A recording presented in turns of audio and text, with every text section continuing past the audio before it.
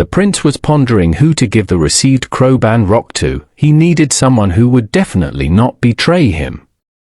No one came to mind except the crow after all. There is a possibility that she is a harpy or a dragon, and it would be interesting to see what happens to her. If she eats this fruit, the main heroine was thinking about how she could break the entire plot. And look at the crowban rock for some reason. This thing fascinated her. She couldn't explain it herself. The crow approached and took the fruit in her beak. The prince in shock asked her to spit it out, as there was a significant risk that she would perish if she tried to swallow it. But the bird ate it anyway. Comment in shock. Try to make her spit it out. The young man, already in despair, understand that if her awakening began, simply wouldn't be able to withstand it, but all he could do was watch her agonizing death. However, strangely enough, nothing happened. The young man simply held the crow in his arms, and she was completely fine. Little later, having calmed down, the young man sat on the couch and the crow was next to him. The prince asked the bird not to take anything into her anymore, as she could die from it. The main heroine herself didn't remember how she did it. She looked at the crowban rock, and then there was just a white spot in her memory, but it seemed that she swallowed it. And since that was the case, why couldn't they make her, for example, a super crow, so that she could fight all her enemies? Although in reality she was hoping to be transformed into a human. It was probably foolish to count on that, although she would have been willing to endure any torment for this. Suddenly, she feels very ill. Her body starts to ache and she can hardly move. Is this the transformation? But she doesn't glow from within as it was with it. The princess himself also noticed the bird's condition and was genuinely frightened for her. He called a healer, but she just shrunk her shoulders. The bird's body is absolutely fine. She doesn't react to any spells. That's when Comment realized that it was because she swallowed the crowban rock. This means that there is no help for the crow, and he blames himself for it.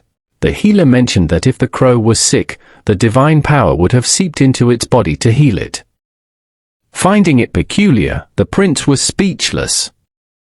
As he observed Rionel's high fever, he questioned why the healer stated that there was nothing wrong with her when she was clearly unwell. Politely dismissing the healer, the prince thanked them, and they left. He sat on the sofa, contemplating the situation. He couldn't help but feel guilty, realizing that if he hadn't carelessly examined the crowban rock in front of Rionel, this might never have happened.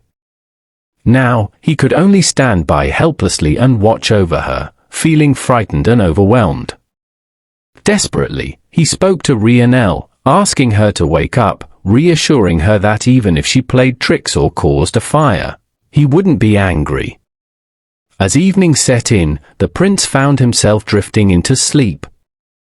Meanwhile, the crow, Rionel, began glowing with a stunning purple hue emanating from her eyes.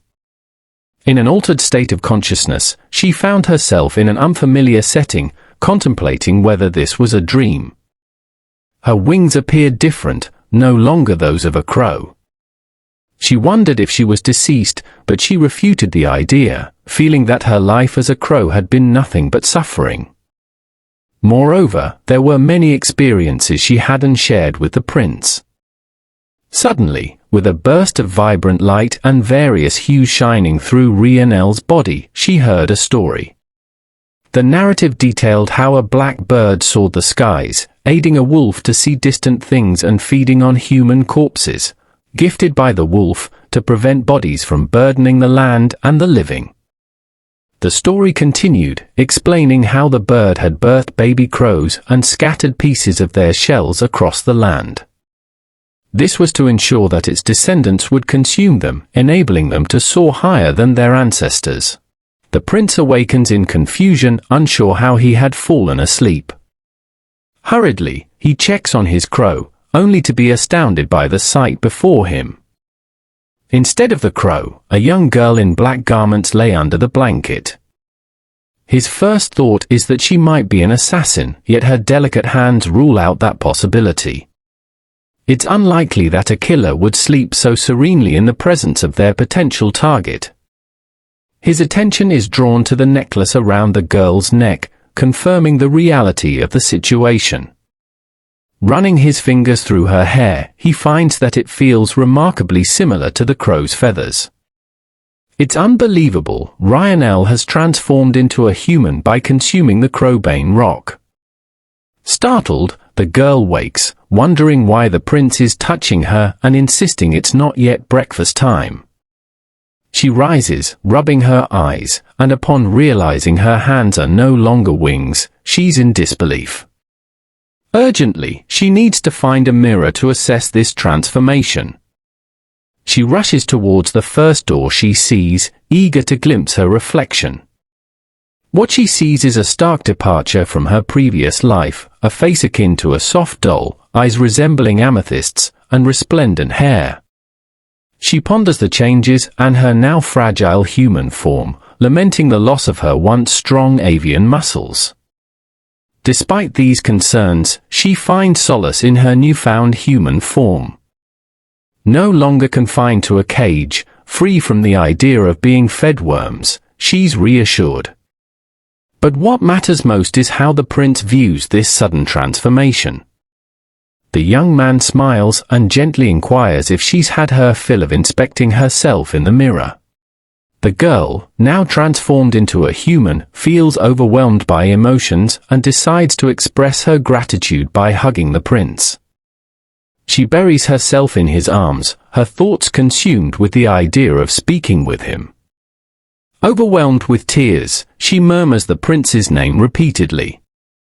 When he asks about her tears, she struggles to explain the complexities of her existence, that she was originally a human from another world, died, and then became a crow, only to realize she was a character in a game. She recounts her journey, how she initially joined the prince to seek his power, hoping it might help her return to her world. But as a crow, she couldn't help but form a bond with him. Now, as a human, her emotions overflow. She's hesitant to disclose the truth to the prince as it might shatter his perception of his life's difficulties.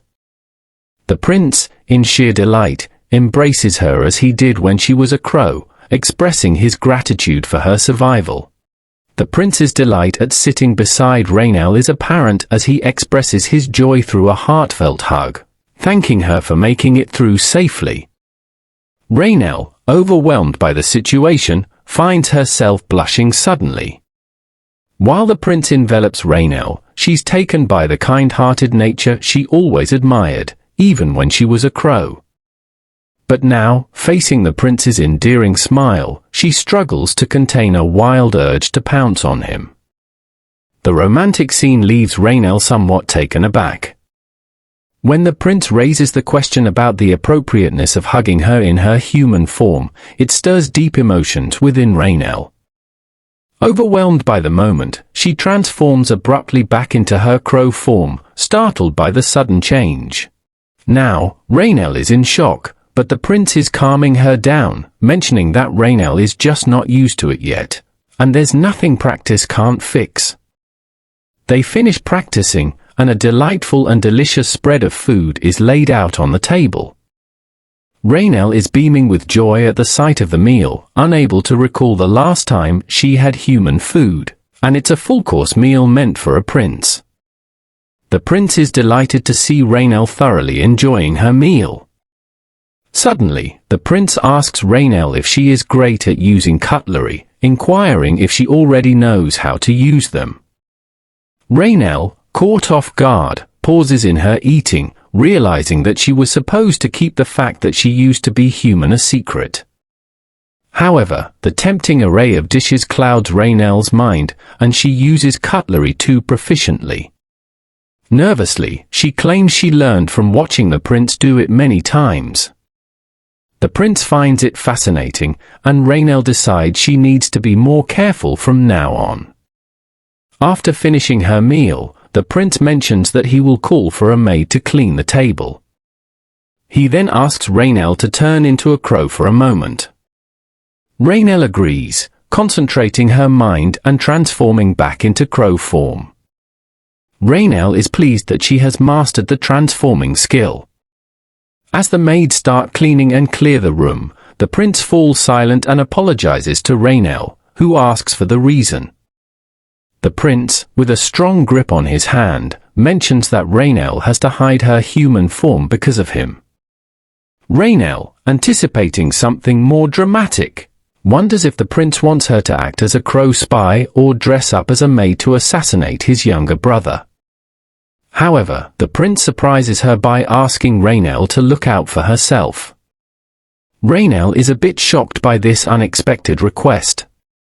The prince explains that his younger brother's greed may make it dangerous for Raynell to stay in her human form in the imperial palace for now. He promises to turn the palace into a safe place for her, whether she's in human or crow form. Until then, he asks Raynell to be patient. Blushing, Raynell agrees, expressing her willingness to help the prince achieve his dream quicker. The prince happily accepts her assistance, sealing the moment with a lovely and romantic hug.